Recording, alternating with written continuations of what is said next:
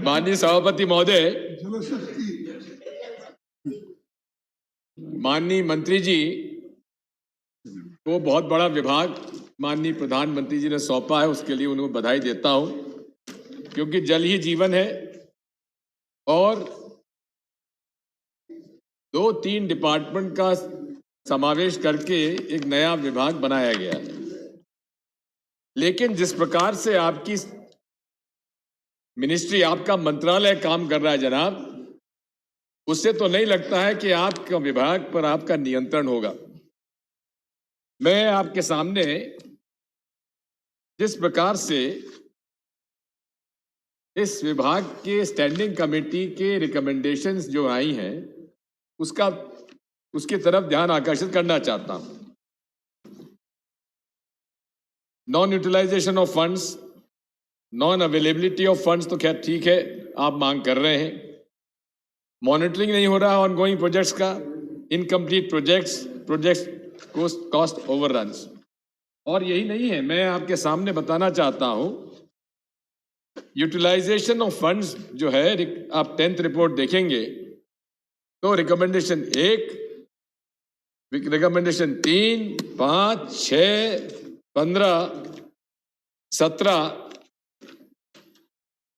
और 19, इन सभी रिकमेंडेशंस में एक ही बात है माननीय मंत्री जी, कि आपके पास पूंजी होने के बाद भी आप खर्च नहीं कर पा रहे हैं।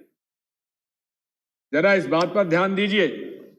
यही नहीं है, ग्राउंड वाटर, भूजल की समस्या को देखते हुए भी उसमें आपने जो विभाग की तरफ से आवंटन किया है उसमें भी कमी कर दी गई।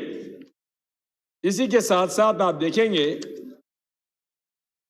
कि जल जीवन मिशन आपका 2018-2019 में आप खर्च कर नहीं कर पाए, 2436 करोड़ खर्च नहीं कर पाए। 19-20 में 4631 करोड़ खर्च नहीं कर पाए।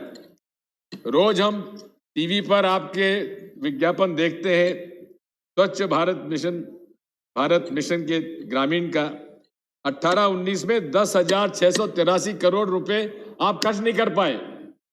19-20 में 10,475 करोड़ आप खर्च नहीं कर पाए। आखिर किस प्रकार की सरकार आप चला रहे, मैं नहीं समझ पा रहा हूं। इसी के साथ साथ फंड स्वच्छ भारत मिशन ग्रामीण में भी 9,994 करोड़ से घटाकर आपने 6,000 करोड़ कर दिए। यही नहीं है, आपकी कमिटेड लायबिलिटी भी बढ़ती जा रही है। पैसा रखा हुआ है आपके पास, आप कर्ज लेते चले जा रहे हैं, लायबिलिटी बढ़ाते जा रहे हैं। प्रोजेक्ट्स का हमारी सरकार ने, यूपीए सरकार ने एक्सीलरेटेड इरिगेशन बेनिफिट प्रोग्राम के लिए प्रावधान किया था, उसको आप पूरा नहीं कर पा रहे हैं। 99 प्रोजेक्ट में से केवल 44 प्रोजेक्ट ही आप पूरा कर पाए। यह आपका 10वीं रिपोर्ट में है। उसमें यह भी रिकमेंडेशन है कि बहुत पुअर मॉनिटरिंग की जा रही है। ये मैं नहीं कह रहा हूं, आप ही के पार्टी के माननीय अध्यक्ष महोदय की ये रिपोर्ट मैं आपके सामने रख रहा हूं। माइक्रो इरिगेशन में तो 6,10,000 करोड़ हेक्टेयर का टारगेट था और आप कितना पूरा कर पाए? केवल 15,000 हेक्टेयर में ही आप माइक्रो इरिगेशन को लागू कर पाए। ये रिपोर्ट का अंग है 10वीं रिपोर्ट का। इसी के साथ साथ नमामि गंगे, क्लीन गंगा फंड में भी आप पैसा खर्च नहीं कर पाए। वाटर एफिशिएंसी के लिए आप समझते हैं कि बहुत ही महत्वपूर्ण है, उसके लिए भी अभी आप पिछले 3 सालों से कोशिश कर रहे हैं, मसला कैबिनेट के सामने भी आप नहीं ला पाए। आपको मैं निवेदन करना चाहता हूं कि आखिर इस प्रकार का मंत्रालय, आपसे तो बड़ी उम्मीद थी माननीय मंत्री महोदय, आप युवा हैं, पढ़े लिखे हैं, संभावनाएं भारतीय जनता पार्टी को राजस्थान में आपसे बहुत कुछ है, लेकिन इस प्रकार का यदि आपका परफॉर्मेंस होगा तो माफ करेंगे कि बहुत ज्यादा उम्मीद हम लोगों को नहीं होगी, हमको तो है भी नहीं, भाजपा को भी नहीं होगी। मैं विशेष तौर से आपसे कहना चाहता हूं कि वाटर पॉलिसी राजीव गांधी जी ने 1987 में वे लाए थे और उसके बाद यूपीए सरकार में 2012 में उसको वापस रिवाइज किया गया। आवश्यकता इस बात की है कि नई परिस्थितियों में माननीय मंत्री जी आपको वाटर पॉलिसी को फिर से चर्चा करानी चाहिए और उसके आधार पर अपनी नई पॉलिसी बनाना चाहिए। आवश्यकता है, पेयजल की आवश्यकता है। आपने यदि आप देखेंगे तो इसमें सबसे पहले तो पेयजल की इस पानी पर अधिकार किसका होना चाहिए? सबसे पहला है पेयजल का, उसके बाद कृषि का, फिर बिजली हाइड्रो पावर का, इकोलॉजी, एग्रो इंडस्ट्रीज, नेविगेशन वगैरह बाद में। मैं इस बात के लिए बधाई देता हूं कि सबके घर तक नल पहुंचाने के लिए आपने संकल्प लिया 2024 तक, आपको बधाई। लेकिन जिस प्रकार से आपका मंत्रालय काम कर रहा है, मुझे नहीं लगता कि आप 60,000 करोड़ का जो बजट आपको मिला है आप खर्च कर पाएंगे। और वो तब भी आप खर्च कर पाएंगे जबकि आपके पास शेल्फ ऑफ प्रोजेक्ट्स हो। कि आपके पास शेल्फ ऑफ प्रोजेक्ट्स हैं? राज्यों के पास इस प्रकार के शेल्फ ऑफ प्रोजेक्ट्स हैं? आपका जो नल जल योजना है उसमें भी मेरी आपसे ये प्रार्थना है कि इसमें भी आपको प्राथमिकता तय करनी चाहिए और सबसे पहले प्राथमिकता होनी चाहिए गरीबों के प्रति और अनुसूचित जाति जनजाति के परिवारों के प्रति। स्लम एरियाज में, विशेषकर जो शहरों के मेट्रो एरियाज के स्लम एरियाज हैं, वहां पानी केवल टैंकरों के माध्यम से दिया जा रहा है और उसमें भी जिस तरह सब जगह माफिया, यहां टैंकरों का माफिया भी चलता है। यदि हमारे भोपाल शहर का भी आपको कह दूं, नल जल में जानबूझकर कमी की जाती है ताकि टैंकर माफिया काम करता रहे। और उसमें भी मेरा आपसे अनुरोध यह है कि जिस रेट से पानी मिल रहा है, बड़े लोगों को सस्ते में पानी मिलता है, लेकिन टैंकर की कीमत जो टैंकर से लेते हैं उसमें कहीं ज्यादा उसमें खर्च करना पड़ता है। आपने नल जल योजना के लिए प्रावधान तो कर लिया, लेकिन पानी आएगा आपको या तो सरफेस वाटर से या आपको आएगा भूजल से। भूजल की हालात तो आप देख रहे हैं कि नीति ने आपके, जिसको प्लानिंग कमीशन से आपने नीति परिवर्तित कर दिया, उनकी रिपोर्ट है कि 2020 मतलब पिछले साल तक पूरे दिल्ली में पता नहीं कहां से ये रिपोर्ट उनके पास आई कि भूजल समाप्त हो जाएगा। अब ये रिपोर्ट ये रिकॉर्ड पर है, इसमें रणनीति क्या है? मेरी आपसे प्रार्थना है कि भूजल वाकई में एक प्रमुख समस्या आज इस देश में है, क्योंकि हमारे भारत में अधिकांश जो इरिगेशन हो रहा है वो सरफेस इरिगेशन नहीं होके अपना लिफ्ट इरिगेशन हो रहा है। इसके लिए मेरी आपसे प्रार्थना है, मैं कई दिनों से इस बात के लिए कह रहा हूं, जब मैं मुख्यमंत्री था तब भी इस बात को कहता था कि केंद्र सरकार को सब सॉइल एक्विफर्स का डिटेल्ड सर्वे करवाना चाहिए। हमारे अंडरग्राउंड अनेक बड़े बड़े कैविटीज हैं, बड़े बड़े एक्विफर्स हैं, कई ऐसे इलाके हैं जहां की अगर जो सरफेस रन ऑफ है, आज हालात यह है कि लगभग 60% से ज्यादा पानी जो हमें वर्षा से आता है वो सब समुद्र में बह के चला जाता है, क्योंकि एक तरफ जहां वनों का क्षरण हो रहा है और वहीं उसी तरह से हम लोग उसका रेन वाटर हार्वेस्टिंग नहीं कर पा रहे हैं। इसलिए मेरी आपसे प्रार्थना है कि इसको टॉप प्रायोरिटी पे लेना चाहिए और विशेष तौर पर आप ग्राउंड वाटर पर ध्यान देने की आवश्यकता है। मैं आपसे अनुरोध करना चाहता हूं कि किसी भी हमारे जल पर आप चर्चा करेंगे तो it has to be an integrated approach, और इस पे विशेष तौर पर हमें देखना पड़ेगा कि जहां पानी गिरता है वहां से उसको from the ridge to the valley concept से ही आपको मेजर रिवर बेसिन्स हैं वो, और उसके अलावा भी आपको माइक्रो प्रोजेक्ट्स भी तैयार करना चाहिए। मुझे इस बात की प्रसन्नता है कि देर से आए दुरुस्त आए, प्रधानमंत्री जी ने अब catch the water where it falls का कंसेप्ट वो लाने का उन्होंने घोषणा की है, अभी किया कुछ नहीं है। ये काम जो उन्होंने अभी बता रहे हैं वो मैं सन 94 में मध्य प्रदेश में पानी रोको अभियान के माध्यम से करा चुका था, और उससे इतना फर्क पड़ा था कि काफी कुछ उसमें हम लोगों के यहाँ वाटर डिप्लीशन अन्य प्रांतों के अलावा हमारे यहाँ काफी कम हुआ था। Conjunctive use of ground water व सरफेस वाटर ही स्ट्रैटेजी हमारे को लाना चाहिए। इंटीग्रेटेड वाटरशेड मैनेजमेंट में मेरी आपसे ये प्रार्थना है कि थोड़ा बहुत आप देखिए, सौराष्ट्र के मिस्टर अंताला जी थे जिन्होंने कि फॉरेस्ट जो हमारे जो रन ऑफ था, जो कच्छ में जो पानी की दिक्कत हुई, उन्होंने सरप्लस वाटर को डाइवर्ट करके कुओं में और ट्यूबवेल में डालकर वहां वाटर रिचार्ज किया। उसको हम लोगों ने आमंत्रित भी किया था और मध्य प्रदेश में काफी कुछ इन्होंने काम भी किया था। इसी प्रकार अन्ना हजारे ने वाटरशेड मैनेजमेंट में अच्छा काम किया है। राजेंद्र सिंह जी ने, जिनको वाटरमैन कहा जाता है, काफी जो नदियां नाले सूख गए थे उनको भी बड़ी आसानी से रिवाइव किया जा सकता है। इस बारे में आपको वाटरशेड मैनेजमेंट पर पूरी तरह से ध्यान देने की आवश्यकता है। वाटर हार्वेस्टिंग का काम आपके राजस्थान में होता आया है, आज से नहीं आ रहा, हजारों सालों से होता आया है। और वहाँ वाटर हार्वेस्टिंग की अलग अलग टेक्निक्स हैं, बड़ी आसानी के साथ, कोई रॉकेट साइंस नहीं है। ये एज ओल्ड प्रैक्टिसेस है, इनको ही आप अडॉप्ट कर लेंगे तो बड़ी आसानी के इसके साथ काम किया जा सकता है। हम लोगों ने मध्य प्रदेश में जितने बिल्डिंग लॉज थे उसमें मैंडेटरी कर दिया था, कोई भी बिल्डिंग बनाएगा उसमें वाटर हार्वेस्टिंग के लिए बाध्यता होगी, लेकिन इंप्लीमेंट नहीं हो रहा है। कानून बन जाता है लेकिन उसका नियम नहीं बन पाते हैं। हम लोगों ने नियम भी बना दिए थे। मेरी आपसे प्रार्थना है, इसको आप सारे देश के जो लोकल बॉडीज के मंत्री लोग हैं उनकी बैठक बुलाइए और इसको मैंडेटरी कर दीजिए कि वाटर हार्वेस्टिंग जब तक आप नहीं करेंगे तब तक आपको बिल्डिंग परमिशन नहीं दी जाएगी।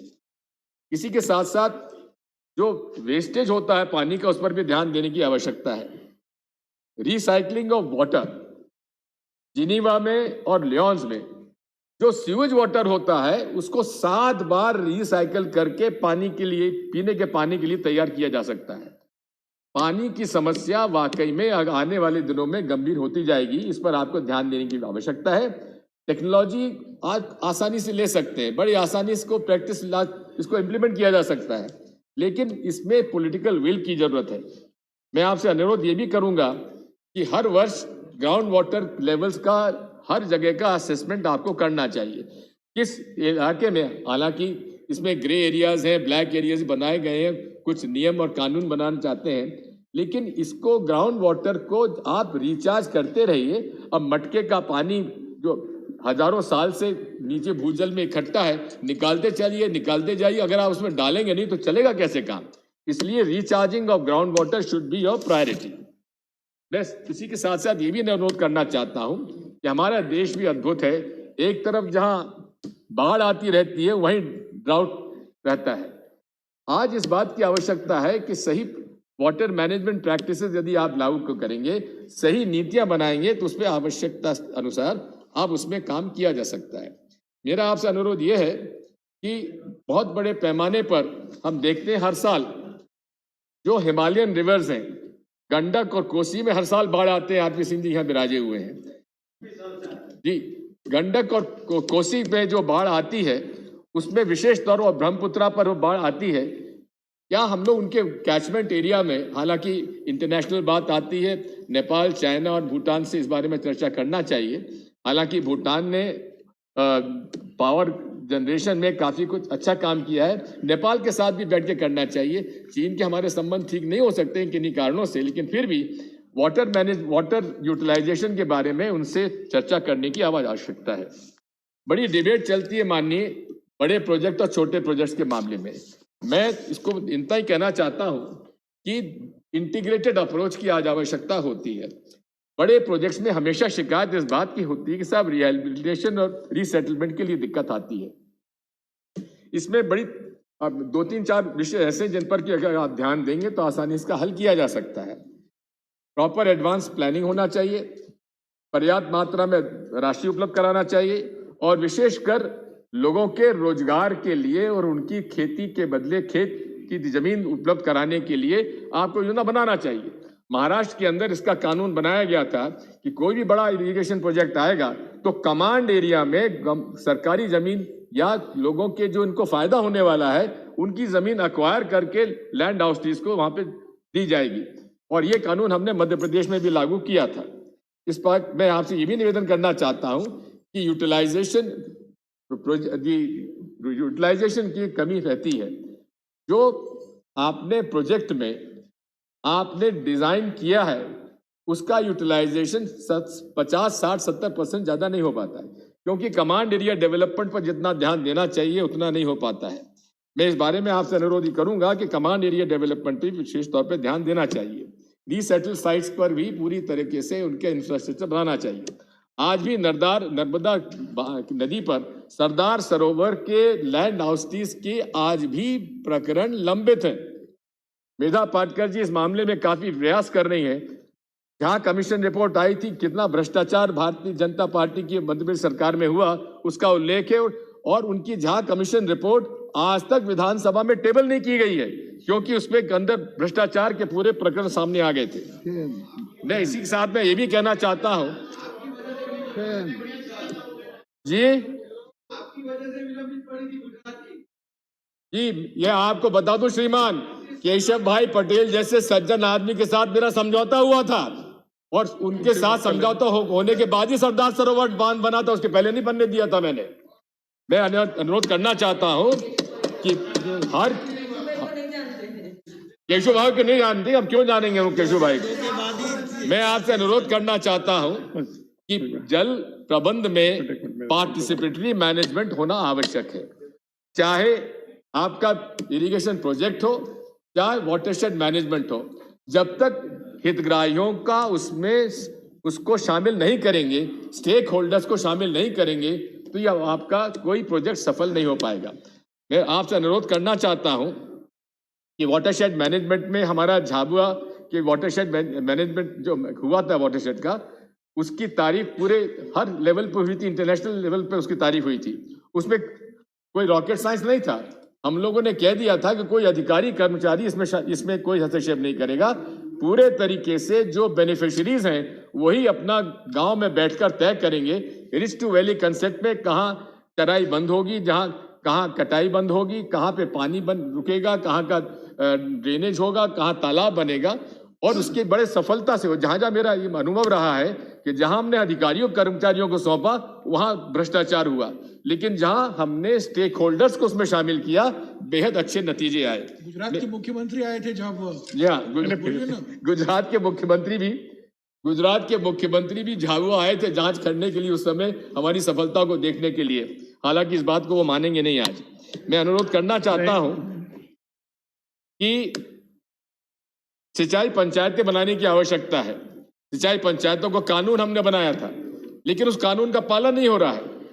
उसी के लिए ऑपरेशन मेंटेनेंस के लिए भी उसके चार्ज जो मुद्दा है वो सिंचाई पंचायतों को दिया जाना चाहिए। मैं आपसे अनुरोध करना चाहता हूं कि सारी बातों पर डिस्कशन के लिए किस तरह से वाटर यूटिलाइजेशन परसेंटेज बड़े मेजर प्रोजेक्ट्स में, मीडियम प्रोजेक्ट्स में, स्मॉल प्रोजेक्ट्स में हो, potential created and potential utilise, ये जो गैप है इस पर विशेष तौर पर ध्यान देने की आवश्यकता है।